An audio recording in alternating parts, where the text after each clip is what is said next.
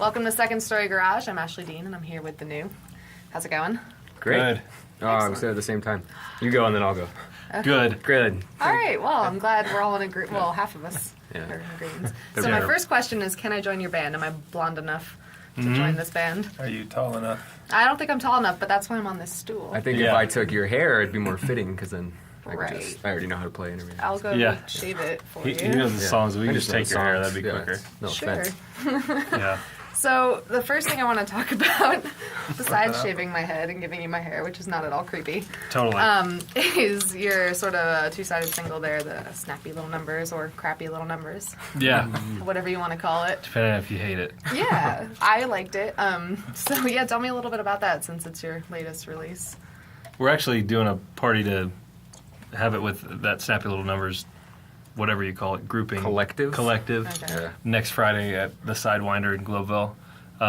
But yeah, I don't know, it was just kind of something did we talk to him first or he talked to us?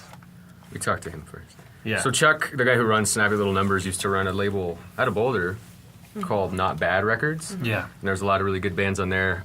We've known him for a while through that. He plays in a band called Spells, which we're doing some out of town shows with coming up. So he didn't do a label for a while because apparently it's a stupid idea to start a record label or to keep one going. It's a sweet money stuff. Yeah. So he didn't do that for a while, but recently he started up Snappy Little Numbers, and it's kind of it's a collective because it's really involving the bands. The bands kind of have to work for him and vice versa. But he's got like 10 bands on it, and we are gonna do a big party with all the bands that are on the label collective. It'll be a Nice. fun show. It's a back and forth of the two stages and the DJ, so it's just constant show. None Will of that be Colorado? Yeah, the Sidewinder is in Colorado. Got it. But then the That's shows. that week, okay. Yeah, March 7th, next Friday. And then the shows out of town are in April. April. Okay. Yeah. Cool. And then I know last time we spoke, you were telling me you've got a new LP in the works too. Yeah, I think it'll turn into that because we just keep going in. We're recording at Black and Bloom with Chris Fogel, and we do kind of 3-4 songs at a time, and it's just added up to, I think we're almost up to like 11. So we figured if we like them all still in a couple months after messing with them, they'll do an LP. Nice. If not, we'll do something else. Up to 11. See, I told you, every band conversation turns into a Spinal Tap I know. reference. Yeah. Whether Yeah. you like it or not. Classic. It is classic. Yeah. Sure. So the last thing I want to talk about too is that you call yourselves front row boys, and I know that's just sort of an important thing almost. That makes it sound so serious, but It tell me is a little bit serious. about what that means then. Tyler T-Bone coined knows. that term. Yeah. Well, the internet's just so stupid. And you have to write something in your bio, and you're not going to write, this band was established in Denver in 2000, whatever, because it's And this silly. band doesn't give a fuck. Yeah.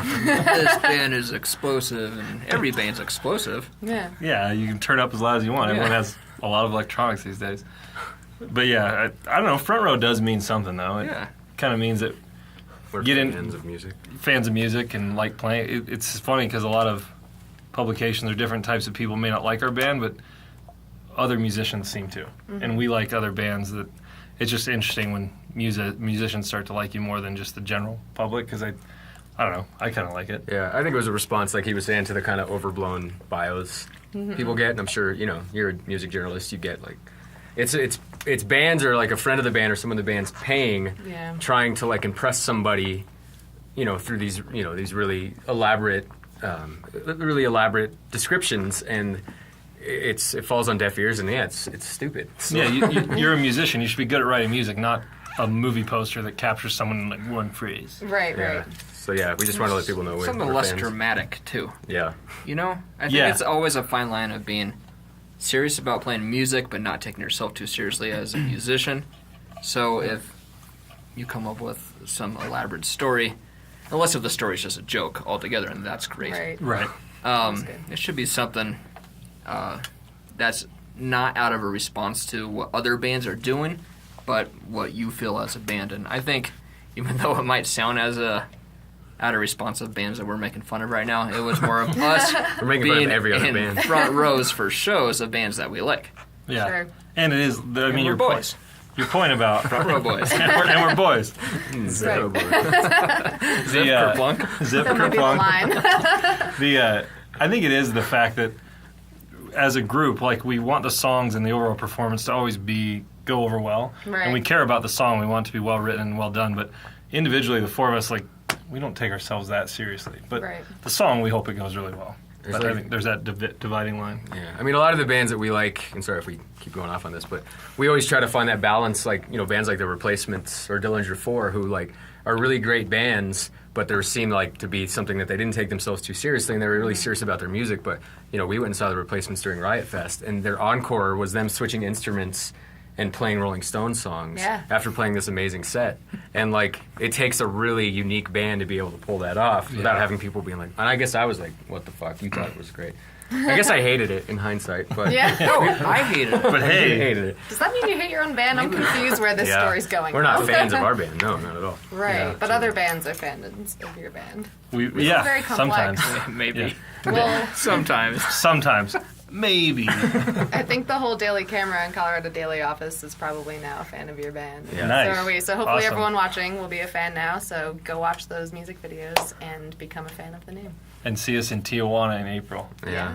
Yeah. I will do that. We are playing Tijuana in April. Yeah. All right. Thanks, guys. Thank Thank you. you.